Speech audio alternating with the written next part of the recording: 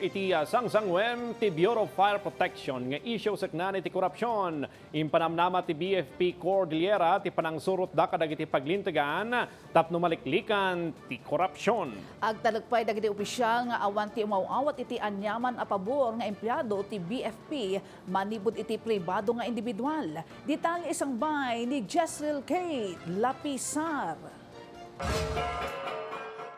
Inkari ti Department of the Interior and Local Government Cordillera tinaing-inget a kampanyada kontra iti korapsyon kan panangitandudo iti good governance iti rehiyon iti baet ti isyu iti korapsyon iti uneg ti Bureau of Fire Protection. Inkarimot ti BFP nga agtultuloy ti panangipaayda iti nasayaat a serbisyo iti publiko.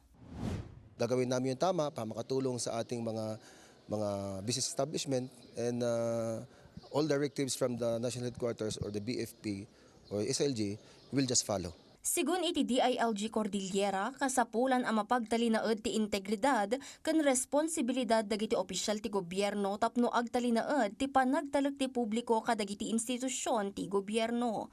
Nasken ang mapagtalinaed ti transparency kan accountability kadagiti public servants. Iti Cordillera awan ti nai-report nga issue ti korupsyon kontra iti BFP Cordillera. Kabayatan na impanakil ti ahensya akadagiti local government unit iti resyon anangato ti compliance dagitoy iti good governance indicators kan efforts kas ti full disclosure policy, ease of doing business law kan dadumapay. We trust na dito sa CAR they are really following the orders of the Secretary. But remember, yung iba na they're working with the LGUs. Tinitingnan natin yan doon sa process talaga na dapat mapabilis at talagang transparent yung proseso. Yun, kasama yun po sa monitoring natin sa LGUs. Agtalok nga amin nga opisina iti sidong dagitoy kat agtungtong pala iti polisiya ti gobyerno kontra korupsyon.